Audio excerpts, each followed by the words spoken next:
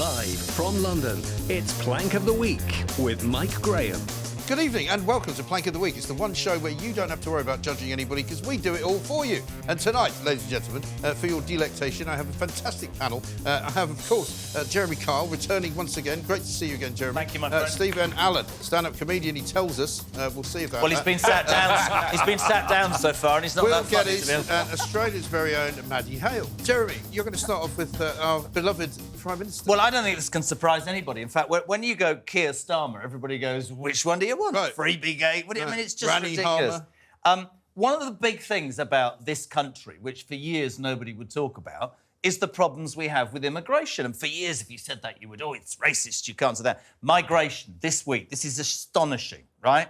We are now the illegal migrant capital of Europe. For years, people, all the bedwetters would say to me, oh, we don't take as many as France or Germany. We actually take more than any. Check this. There are 745,000 illegal migrants, accounting for, in the United Kingdom, in 2024, 1% of our population. Yeah. 1%. Now, this man who is falling by the wayside rapidly, which is joyous to behold.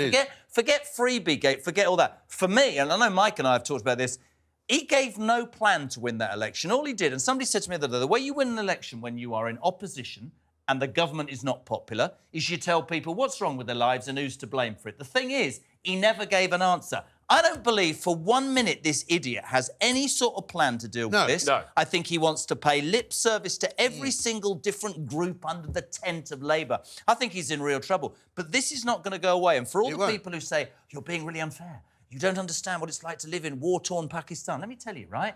France, right, you get a tent, right? The woman in Italy, Meloni, has said, we're not going to be soft. There's a really simple deterrent, Mr Starmer, and I don't think you should have a knighthood because you don't agree with things like that. I think we should take it off him. Two-faced git. Take it off him. If we were less soft on what we gave out to migrants, if we didn't put them in hotels, give them money, send them to the dentist, the doctor, to the detriment of our own pensioners who are paid for years, then we would be in a better position. Does this man have the balls to do that? Does he, No, fellas? Like, he's a disaster man. We should give an honourable mention to Sue Gray. I think she might get a mention later on. Sad. Because she's now out of government. You know, she's supposedly got this new job, which is something to do with regions and nations. She's going to Birmingham like 2 days a week. Yeah. Great. I think that was the first thing to do was sent her to Newcastle, literally. I mean, off you go. That's Coventry's nice. next, you know. Coventry. Go to Coventry. But, yeah, I mean, the other thing is that we unearthed, it wasn't that difficult to do, but just on July the 3rd, he gave an interview to somebody on the stump because it was the day before the election, right? And he actually said the words, we are ready for government. If we are lucky enough to be chosen to get to govern, we have every department ready to go. Yeah, right. We're all ready to go. We know what we're doing. Everything's been costed. We're not going to do anything that isn't... How he costed. And it will not be, he said, a government of something like self-aggrandisement. It will be all about the people. The psycho- What have they done so far? The psychodrama will go. I would respectfully suggest that he should be planked from now till the end of his tenure because I cannot think, and we were talking about this, that there is any government ever in this country who's been this shambolic I was going to say. for 13 Yeah. months. They are an absolute joke. And he is out of his depth by a mile. He's a liar as well. He's a liar. Yeah, he is. Yeah. Let's have a look at what Reform did this week. Brilliant. Because they put together a little film to describe how it's going so far. Brilliant. From the people that sold the gold, we bring you Labour's Britain. Featuring shivering grandparents with no winter fuel allowance, free clothing, glasses, accommodation, and tickets, as long as you're a Labour MP. Over 11,000 illegal migrant crossings and counting. And trade unions getting every pay rise they ever asked for, whilst taxes rise for everyone else. Labour's Britain, starring Free Gear Keir, Robbing Rachel, Red Ed, and Well-Dressed Angela. Produced by Lord Ali, in association with the trade unions.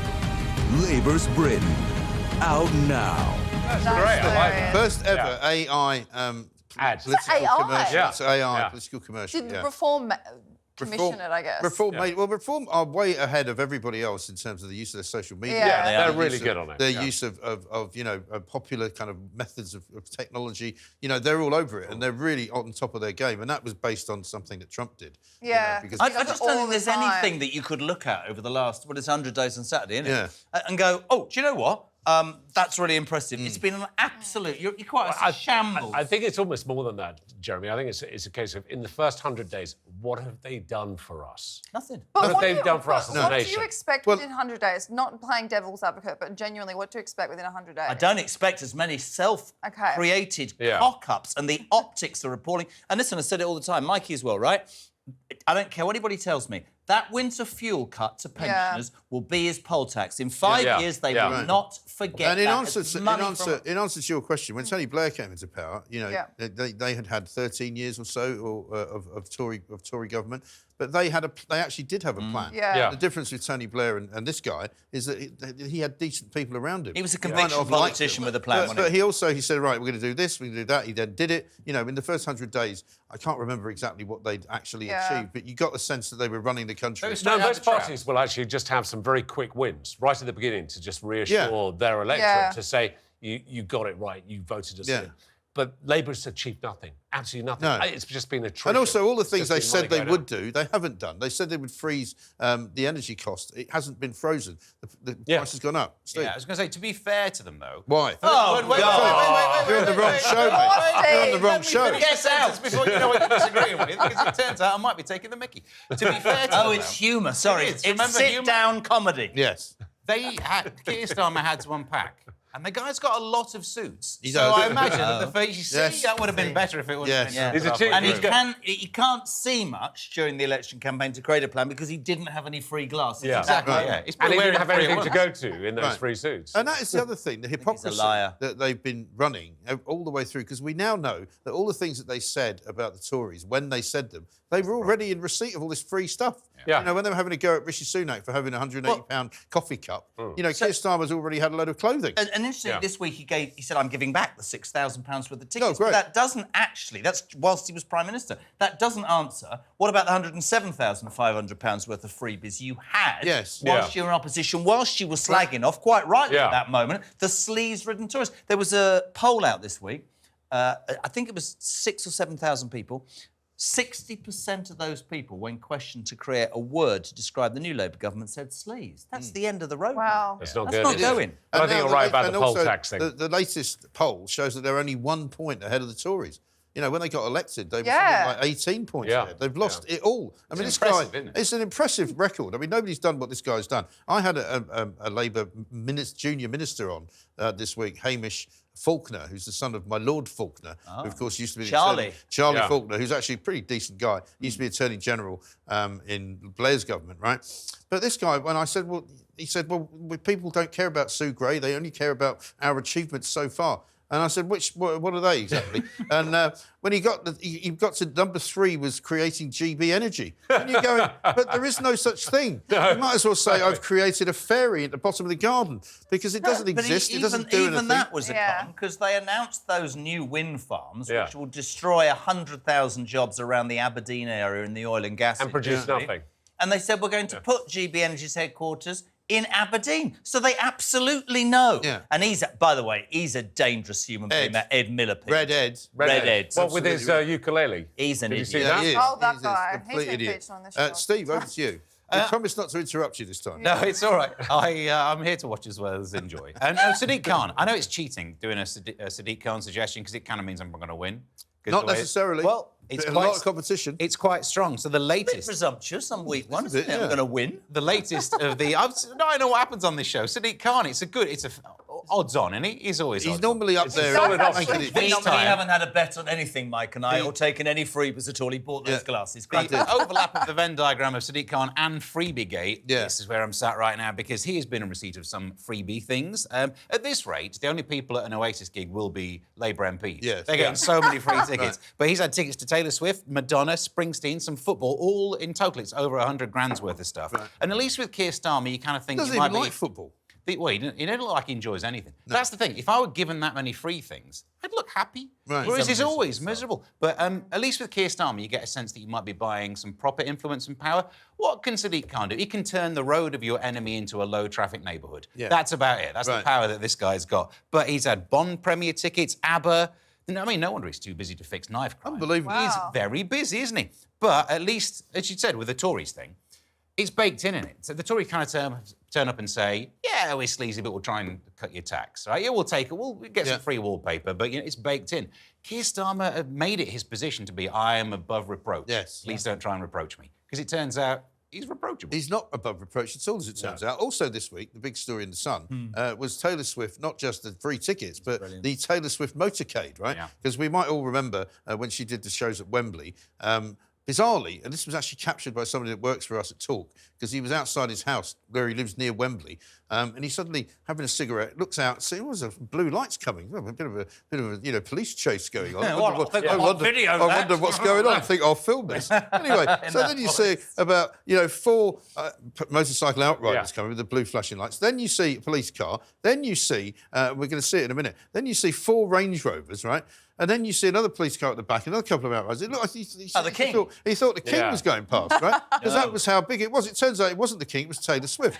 And it turns out as well that Sadiq Khan and Yvette Cooper personally intervened, allegedly, into Sir Mark Rowley's office and said, look, Taylor Swift's mum's been on and she wants a police escort. And I can also tell you that it's becoming a big fish, this, because it now turns out that James Cleverly has written to Yvette Cooper, in which he says, did you or any of your ministers speak to Sir Mark Rowley about protection for Ms Swift? What advice did you or your ministers receive from Sir Mark or other senior Metropolitan Police officers? Did you or other ministers receive the offer of hospitality before or after decisions were made about Ms Swift's protection? So, because apparently, you'll know this, Will, because you know about these things. The special sort of escort squad, I think they're called, who are the people that they can't be bought. These are the people that Prince Harry... You can't. You see, I mean, this is the thing. These are the people that Prince Harry can't pay for. He explains to me. I thought it was a different escort. I understand. I mean, I've taken people around in various different parts of the world, in America and the continent, and you can actually hire the police. Quite often, there's an agreement that police officers, when they're off duty, you can actually hire and you can have the blue lights. Here in the UK, which is all governed by RAVEC and the Metropolitan Police, and I bet you Mark Rowley must have been spitting feathers if he was given the pressure to lay on a secure escort for Taylor Swift. Did he go to Taylor Swift? Taylor Swift's security team is about 30 people. Yeah. So it's a huge team, and there's absolutely no reason why they wouldn't be able to facilitate her movement. I mean, we've all been on the North Circular, and we know how horrendous it is, but there's no reason why they couldn't have got her up there and why she needed that secure escort. Yeah. Well, they did an assessment, and they worked out, despite the fact that there had been threats to her concert in Austria and it's got nothing to do with them. There was no threat in London at all. No, there's no threat on the journey management. At the venue at Wembley, that's a whole different kettle of fish. We bring it back to Khan and we bring it back to Starmer, and I say it almost every day on Talk. I am flabbergasted at how... I thought it was incompetence. Now I just think it's downright lies. Yeah, and I think it's disgusting. Hypocrisy. Yeah. They think they're entitled to it. That's the problem. Yeah. Will, time for you and Mr. Chris Packham. So I've got a new contender. I don't think Mr. Packham's been a contender before, has he? He might have been on once or twice, because he has gone a a bit Yeah, he has got he's got a bit of form, as he has got a bit of form. Bit of form. And mainly his allegiances to Just Stop Oil and various other climate change clowns who are out there.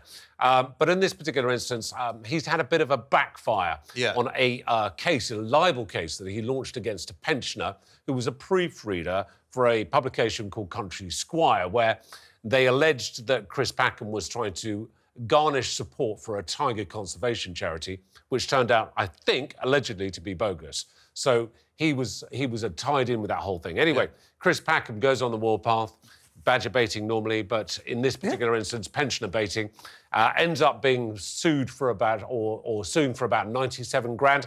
Anyway, the judge has now overturned that, and he's been hit with a 200 grand bill, and this pensioner has obviously been reimbursed for his legal costs as well. I mean, it's a complete and utter misstep by Packham, but we've got a little clip of Packham talking about climate change and what he should be doing. It's time to make up my own mind and decide if I think it's time to break the law. If you're an activist that's already made a decision that, yes, you're going to break the law, then you'll have my support. And personally,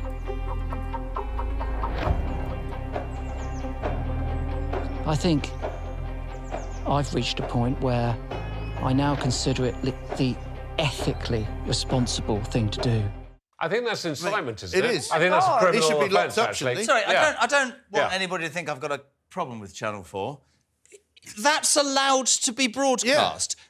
A presenter on a television show is saying, I actively encourage you to go and break the law. Yeah. That can't be allowed on telly. know. Where's Ofcom on that? Well, no, Jezza, it can be, but you can't write it on Facebook. Otherwise, you go to jail. Oh, I see. So it's allowed on a broadcast. I And thought by the way, someone's dying. what the hell was he wearing? Yeah. I know. You've got such an eye for fashion, Yeah, Jez. but apparently, according to this pensioner, right, the guy's name, I think is Paul Reed. He's 70 years of age. He's a grandfather, right? Yeah. He says that Chris Packham vindictively pursued him Yeah, through he the did, courts, yeah, right? yeah. Would not leave him alone. No. Basically was trying to ruin him, trying to ruin his reputation. This Yeah. guy apparently is a proofreader for some of the magazine articles that Packham wrote, right? Exactly. And I mean, it Quite, seems extraordinary. Wouldn't it be great if the judges said, spend that money on 700 pensioners' winter fuel allowance bill? That would be nice, wouldn't it? Yeah. Exactly right. Here's what Mr. Reid said. I felt violated. He said, I believe Packham's pursuit of me was vindictive. I am so relieved all this is behind me now and I can get on and enjoy what's left of my retirement. It's been a very tough time. I know, bless I mean, him. what a bully. What I a know, ghastly Yeah, that individual. is. What an absolute... When you watch him do that, it's disingenuous. It doesn't even It's look totally real, does it? disingenuous. Also, has he got some kind of God complex? You know, if you break the law, you will have my full support. Yeah, like, As if anyone was not so going to break what? the You don't law, even they're like, work in the Packham law. says go for it. Yeah. Packham says it's all right. Yeah. Don't worry about it. Yeah. What are you going to serve the sentence? I know I'm going to be arrested, but Packham's on my Yeah, side. unbelievable. Wow. covering the legal. Yeah, incredible. I've got, Right, I've got the power of Packham behind me. Yes. unbelievable. Maddie, over to you. Okay, mine's quite funny. I've got Walsall County. Yeah. You've got to do it. You know, You've gotta do it in your Brummy accent. Walsall County for spending Walsall Council. 35 grand on 2 statues of corgis. Brilliant. Imagine. Wait till you see the corgis. Oh, do they look good? Yeah, no. No, they do not look good. They do not look They good. look like a have we got child's made about a Chuck, pasta we've got a scene. clip. Rescue us from this. Have we got a clip? Can you imagine that coming at you? Oh, The reason why it's controversial is all because it costs £35,000. All these locals are commenting saying, didn't the local council tax just get raised by nearly 5%? Right. And you're spending 'Cause also- X amount of And there's money on thousands of this. potholes in Walsall, too, I think. aren't they also supposed to be trying to save £20 million Yes. off the budget? Yes. But yet they're spending it on this kind of And they rubbish. did look like wolves, didn't Should they? we have another look? Can we see them again, Mike? Yeah, we'd like to see the corgis again, please. This is like I haven't been it's like the traumatized jury enough. in 12 Angry Men. Can we have another look at the knife? Let's have a look at the corgis. Giant corgis. There we are. Huge. I love the way that they unveil them as if it's some amazing I thing that you're know. going to see. Do you remember the original Wow. Ghostbusters? Oh, he's clever. Yeah. Rick Moranis turns into some statue. Yeah. It's like a low-budget version of that. And then there's vision of just It these is. dogs going Actually, and that peeing on clip's, them. that clip's great because you got the old deer who just simply walks past like Yes. she didn't even Just see don't them. even, yeah, don't even care if it's a giant corgi. It's a bizarre story, isn't it? It's a good one, though. Right, now, coming up in the next bit of the show, we're going to get the BBC again, because they always get in the neck. We've got the NHS again, and Sue Gray, the woman who used to run the government until just a few days ago. This is Plank of the Week. More coming up after this.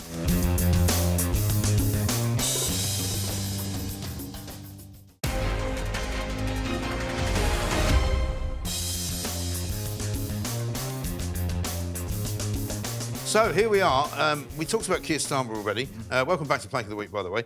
Sue Gray, a very sort of strange woman, I would say, you know, because everybody used to say this is a woman who has the most integrity of any woman that has ever walked the earth, you know. When she was That would be appointed me. to investigate Boris Johnson, you know, and Partygate. And then lo and behold, it turned out that actually she really did give Boris Johnson quite a hard time, but she was also a Labour apparatchik, which nobody knew at the time. Shortly afterwards, she suddenly gets hired by Keir Starmer and made into the chief of staff of the Labour opposition, right? And Wow. everybody went, well, that seems a bit odd, doesn't it? Because surely Yeah. she shouldn't be able to move from investigating the Prime Minister and getting rid of him to now joining the other side. But to be fair, she wanted Taylor Swift tickets. She And did. it's the only way to get them. It is. Yeah, and I also, didn't get she's that. apparently the one who brought Lord Ali sort of into the Downing Street tent, if you like, because she managed to get Lord Ali to give her own son 10,000 quid. Nice. Who happens to be running to be an MP and is now a Labour MP. So he's in receipt of 10,000 quid. The suggestion is that that's when Lord Ali got the pass into Downing Street. Wow. You know, And, you know, don't forget, she was also pictured, wasn't she, at the game with David Lammy and Keir Starmer when they went to see Arsenal play Tottenham. They sat in a box, and she was in the box, right? Anyway, through the whole process of what we've got, the first 100 days that we hear about, she was the architect, apparently, of the first 100 days of Labour. And she was the one that was supposed to be running it all. Yeah. And it all went really, really wrong, not least on day 93, when she was forced to resign, not having actually made 100 days into government, which she was planning. But we've got a clip from Keir Starmer, because, as we've said earlier, he doesn't like the truth. He doesn't really know what it is. Liar. This is what he said about Sue Gray in 2023. If you're listening to people across the country, they're not talking about Sue Gray. They're talking about not being able to pay the bills. For heaven's sake, talk about the issue, which is of central concern to, I would have thought, most people watching this. They're not sitting at their breakfast talking about Sue Gray. They're talking about their bills. And if the government focused on the right choices, then we wouldn't be in the mess that we're in.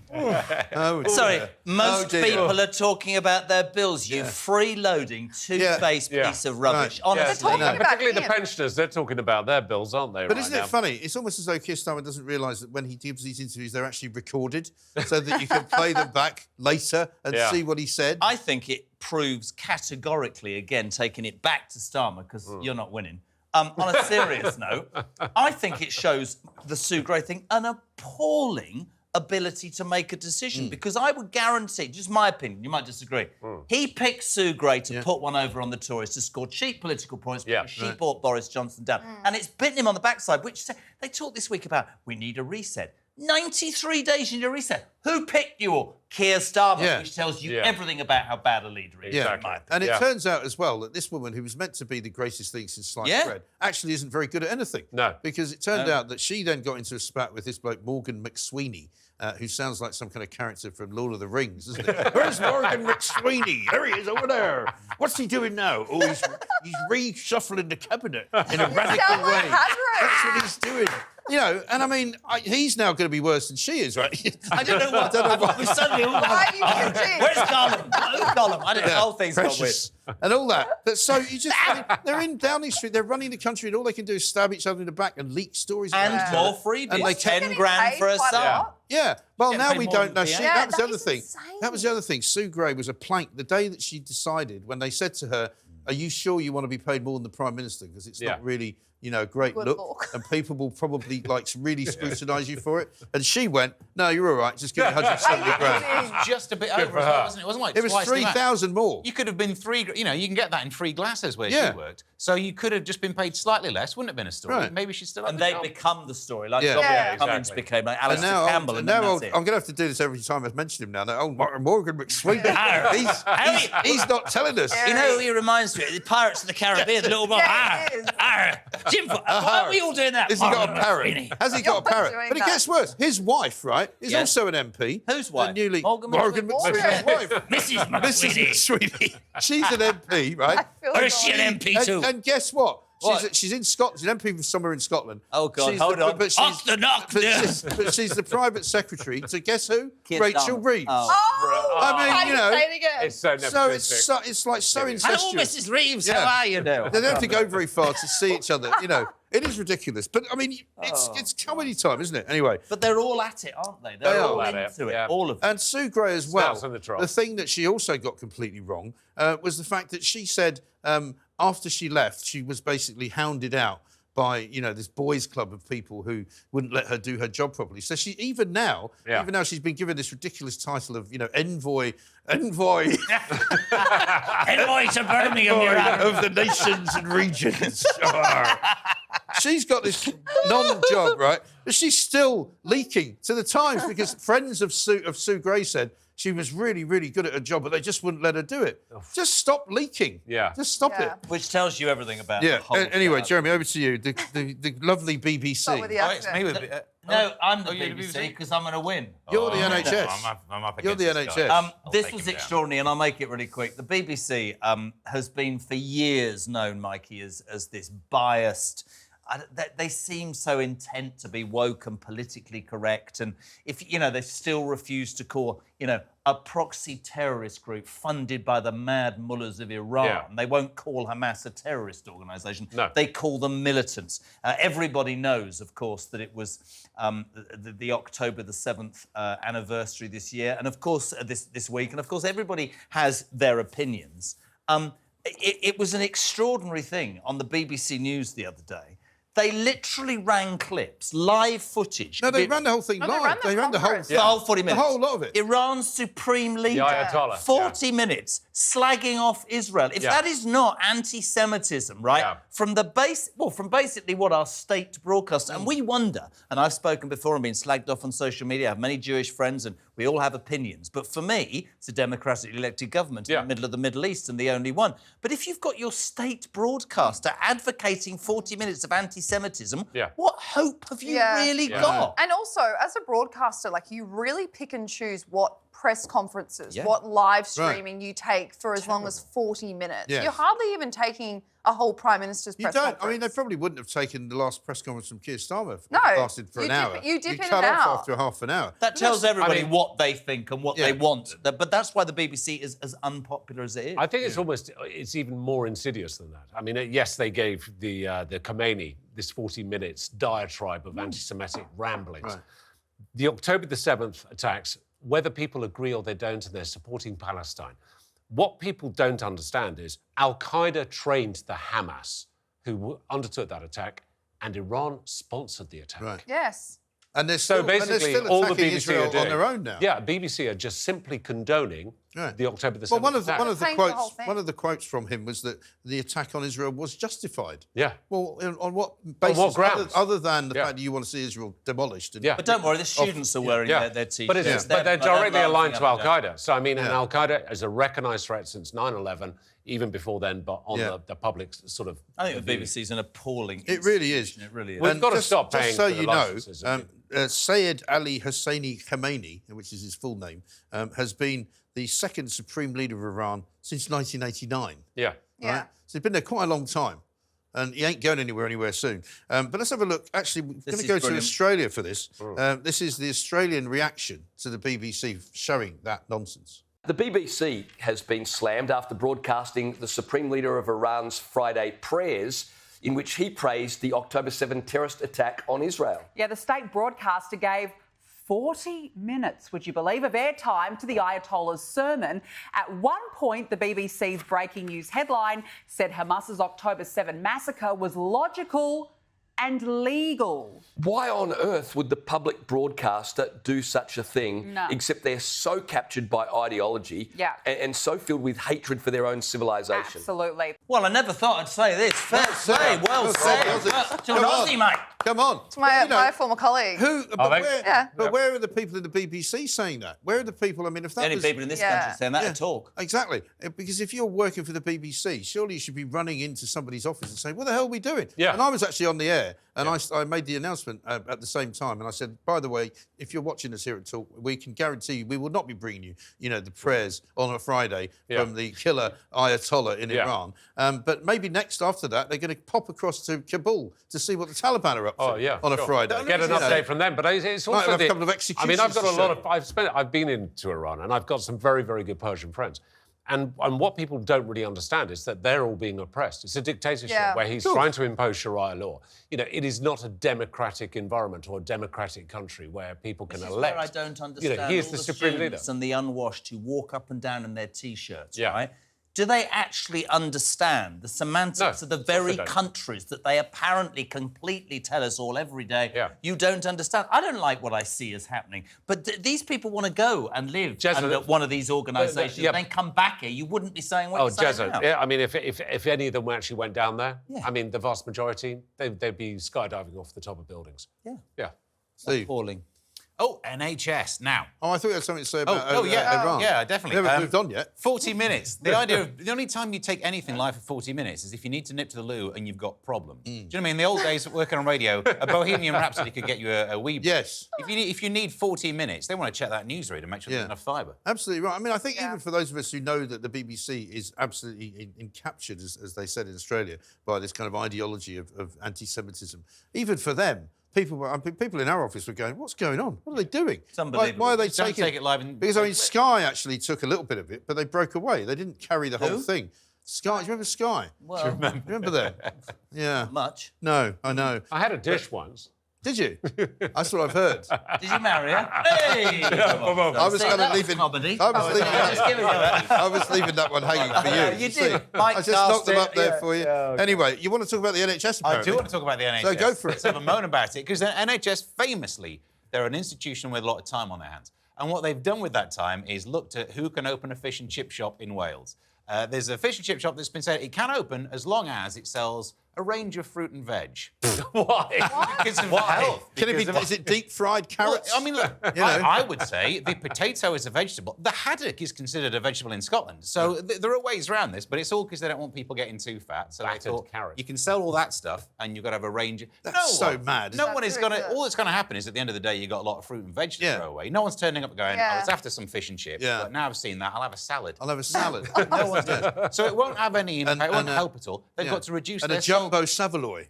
Ooh, Sorry, a chip shop has to sell fruit and vegetables. Makes no sense. No. Just want out moist, want curry sauce or gravy. I know. They've also got It's Welsh, though. It's a Welsh shop. No, I want a Savoy with some vegetables. I mean, what's happened? I bet you don't know all what had Savoy is, do you? No. There It's a big sausage. It's a Big sausage. Right. deep fried. I know what it is. Deep fried. Anyway. They've got to reduce their fat and salt content as well. How? You're just This have is raw the- ingredients. This is the NHS in Wales, right? Yeah, has Who, it by the shipped way, in? have been run by Labour for the best part of the last, 20-odd years? Yeah. And it's the only NHS service in the world which is worse than the one in Britain. Right? Also, It's at least absolutely it provides extraordinary. a The rest of service Britain, I should say. in many ways. But I don't think anyone's getting fat on fish and chips because I don't know when the last time you tried to buy some. Bloody it's like expensive. 35 quid Yeah. for a normal portion. Yeah, no one's getting fat on that. Which 80% is batter. Yes. I discovered a very nice fish restaurant actually the other day. you? I may take you there. We're going to go. It's Oh, in you should Marylebone- take me as well. Marylebone Yeah, Lane. me too. A Savoy. It's in Marylebone Lane. It's a lovely part of the world. If you're just tuning in, Yeah. it didn't quite work. Savoy for Maddie. A comedian says to an Australian, Yeah. a Savoy. Yeah. Never seen one that big before. Now, have a look at this. This is the first ever chip shop in Dundee. Oh.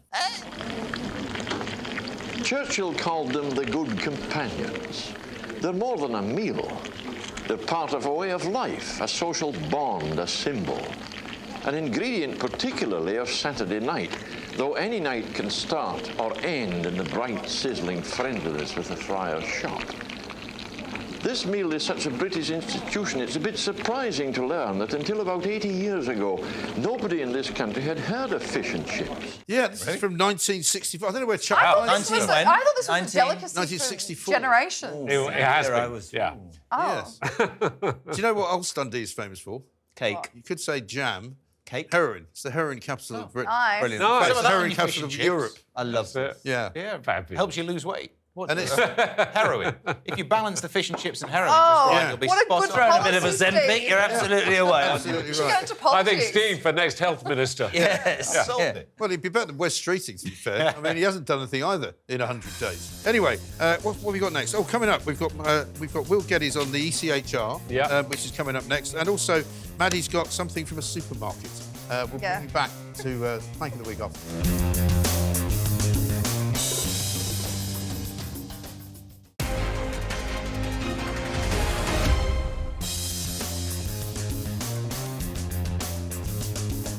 Welcome back to Plank of the Week. Will Geddes is up next. The ECHR. I know, don't we love them? And Jeremy do. and I were talking about these people just this week. Yes. So the European Convention of Human Rights, Yeah.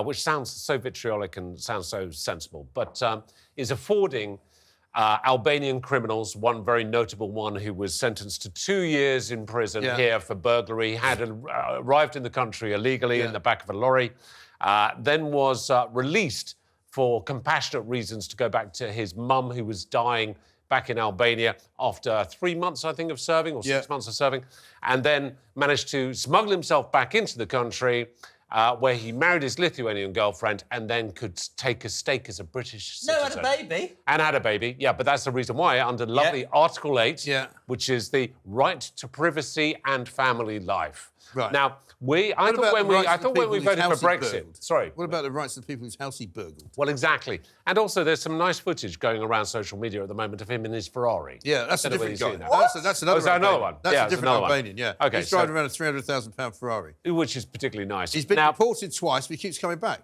So, yeah, exactly. So you don't buy a 300-gram Ferrari, could I just respectfully suggest, on burglary, do you? No. Back to you again. Exactly. Say about Dundee, crack on. Yeah. Boom. So, anyway, we've got this whole issue of illegal immigrants using and exploiting the European Convention of Human Rights to stay in this country, which is our massive, massive problem. And as Jeremy was saying, in terms of the numbers that we've got here.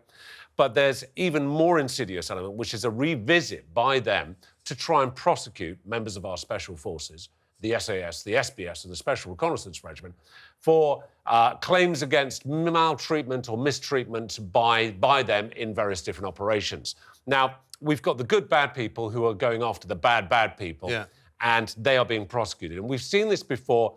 There's the lovely Brian Wood, who you may have heard of, Military Cross for the Battle of Danny Boy, which was actually serialised into a show on ITV. It's well worth watching. And poor old Brian was thrown through the mill by this horrible claims lawyer called Shiner, who's subsequently actually gone to prison now, and who basically went down to Iraq, got all these individuals, made a load of false claims, and basically got them compensation, again, under the European Human Rights Convention, and assisting them. Now, 3 former commanding officers, CEOs of the SAS, 22 SAS, who have actually come forward, they wrote a very, very strong letter to the Times to say, this is going to deplete our numbers. Right. And understandably, I mean, it's hard enough to get into special forces as it is through selection, but you've now got a shortage of people where people are going to go, why am I going to do that? Why am I then going to do high-risk operations and then potentially get sued off the back of it? It's ridiculous. It's also, just how crazy. Can you tell the SAS? And I thought when we did Brexit, we were excluding ourselves from that. And this is what we've got to bring back the controls into our own country. Right. Well, the fact about human rights is that we've had plenty of human rights in this country for decades and decades and centuries before the ECHR was invented. It was invented after the Second World War, nothing to do with the EU, to protect people from the things that had happened in the Second World War. But we don't really need that anymore. Well, it got changed in 1998. It got updated in 1998 with this Article 8, which has come out, who even Theresa May was opposed to. Yeah. And Article 8 really just gives you this bubble. And as you were saying, Jeremy, he managed to exploit the system, and there are enough lawyers out there who are assisting illegal immigrants to exploit the system by marrying in country and having a child, and then they're a burden on us as taxpayers. Who's paying for those lawyers? Right. The British taxpayer. Exactly. What is extraordinary is it's a bit like the NHS, this sort of revered thing. The ECHR, I suspect that many people that voted for Brexit thought that would be included. It's not. It was 70 years ago, probably at that time. It's not fit for purpose. No, it's not. All these people do is basically say to me when I bring this up, they go, well, you've got to show moral responsibility, humanitarian arm. I'll tell you what, I think this country is quite capable of organising and understanding its own human rights abilities.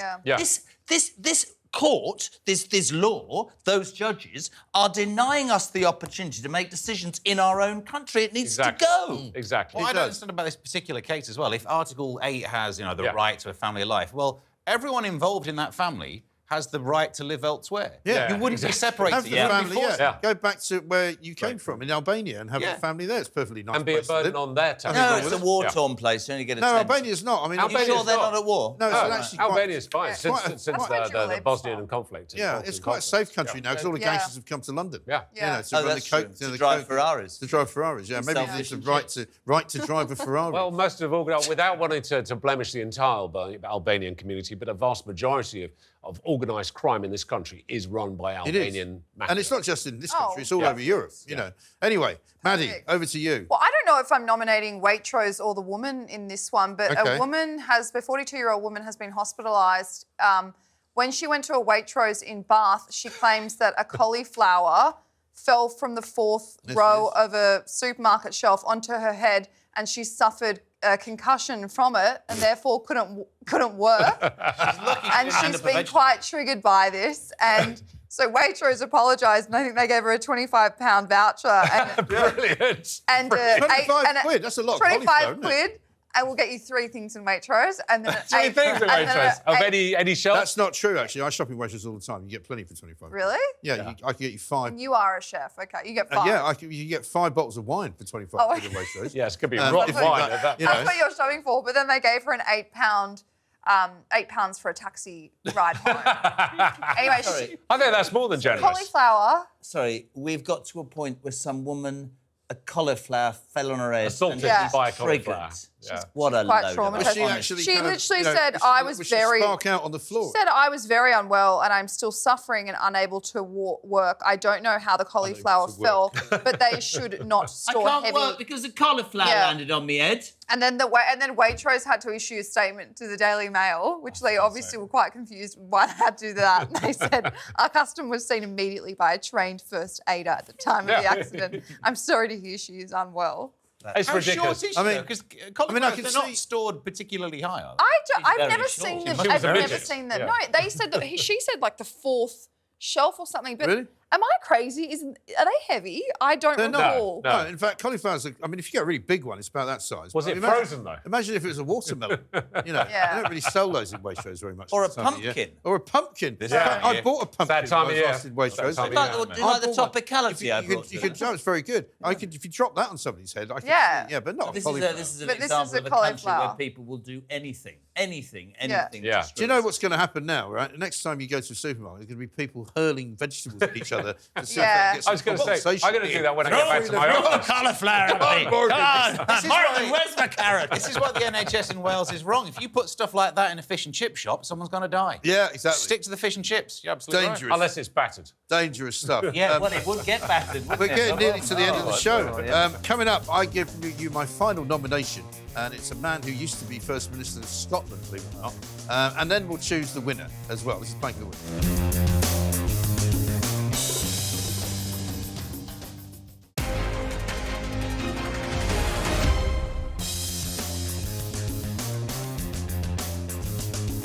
Welcome back to Plank of the Week. So, and we're very nearly in the final furlong, just a few moments to go. And my final nomination is the one and only Mr. Humza Yousaf, as I like to call him.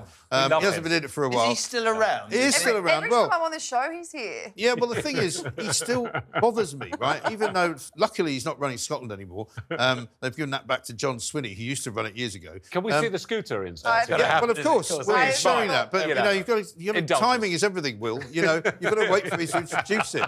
God's sake, man. Let him have Anyway, his moment, so, Will. you know, on Saturday, there was yet another of these ghastly pro-Palestinian marches, right? And it was on the eve of October the 7th, literally 2 days before October the 7th. Humza Yousaf came down to London to not only take part in the march, but to march to the front of it and to be interviewed by Sky News while he was marching, right? And then he also made a speech at the end of the march, right? None of which said anything about the hostages and how awful October the 7th had been. Instead, he wanted to make sure that basically the government should be holding Israel to account. I mean, not only was the timing wrong, but it was hideously, you know, in bad taste. He said, I'm here very simply because in almost a year, just shy of 365 days, we've seen a complete and abject failure of moral leadership from the UK government. Oh, for God's I mean, can you imagine ridiculous. how tone deaf is that? some of the families would feel? I think we've got a clip of him actually on the march. It cheapens anti-Semitism by saying that criticism of the Netanyahu government is somehow anti-Semitism, when there's Israelis who disagree and march in Tel Aviv in their hundreds of thousands against the massacre that's taking place. But so I just find this man to be completely odious. He also, when he was First Minister, I think, was handing out quite a few grants and things to people who were connected to Gaza. He just disappeared, If you remember when there was, I think it was a COP summit over in Dubai, he took a little side trip to meet President Erdogan from Turkey, which he wasn't supposed to do because he doesn't have any foreign policy role, right? He runs one of the nations and what is it? Nations and What is it? Home nations. Yeah, one of the... No, but, you know, the job that Sue Gray's got. Oh. Nations and regions. I mean, that's all he does. Yeah. Scotland. That's all he does. And so he shouldn't have... Well, he did. And he was upbraided, in fact, by the then Foreign Secretary, David Cameron, who said, you should not be meeting foreign leaders. No. You're not a foreign leader. Exactly. You are not a leader of anything other than, you know, I'm a surprised small... Sadiq Khan even took an audience with I know. Yeah. So anyway, in offering to you, Will, I just thought we should check in and see how Humza Yousaf is getting on now. There he is. I love this. That's brilliant. And it's a trike as well, isn't it? Yeah. Brilliant. Again, please, Mike. Come on, let's do it again. It's just the way he falls. I'm sorry. Yes. Come on then, Chuck. Let's have another go. It's just brilliant, isn't it? I mean, honestly, God. you just know when it's not going to work. Yeah. Here he goes. And it looks quite. I thought you were going to say to me that he took the scooter to the rally. No, because actually, no.